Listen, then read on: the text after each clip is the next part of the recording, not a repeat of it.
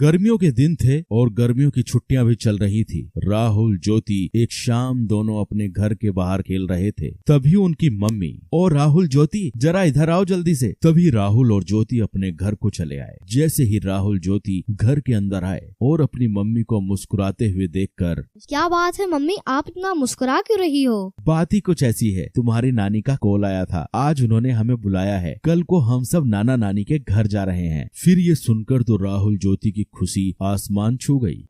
चलो पैकिंग शुरू कर देते हैं, नाना नानी के गांव चलते हैं और एंजॉय करते हैं।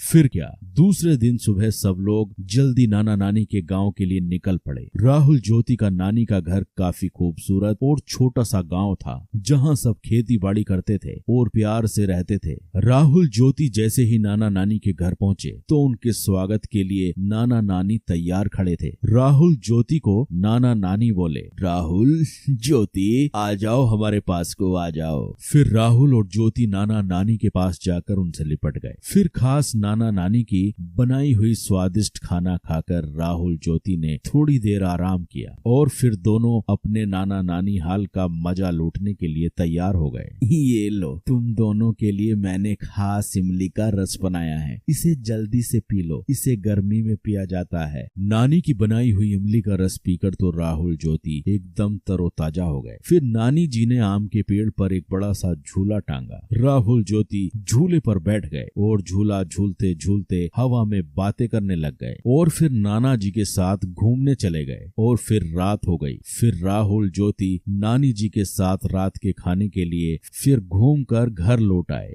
नानी जी, मैं आपके हाथों से खाऊंगा। नानी मुझे भी खिलाओ ना। ये सुनकर नानी जी हंसने लगी। ठीक है, मैं तुम दोनों को अपने हाथों से खिलाती हूँ। फिर क्या, राहुल ज्योति ने नानी के हाथ से पेट भरकर खाना खाया और खाना खाने के बाद सब लोग सोने की तैयारी करने लगे और फिर राहुल ज्योति को गर्मी महसूस होने लगी। नानी जी, घर के अंदर कितनी गर्मी महसूस हो रही है, पंखा भी गर्म हवा फेंक रहा है, आपके घर में एसी भी नहीं है। हमें तो एसी की आदत है, अब तो हमें रात भर नींद नहीं आएगी। यह सुनकर नाना नानी के साथ सब लोग हंसने लगे। यह देखकर राहुल और ज्योति ज्यादा कंफ्यूज हो गए।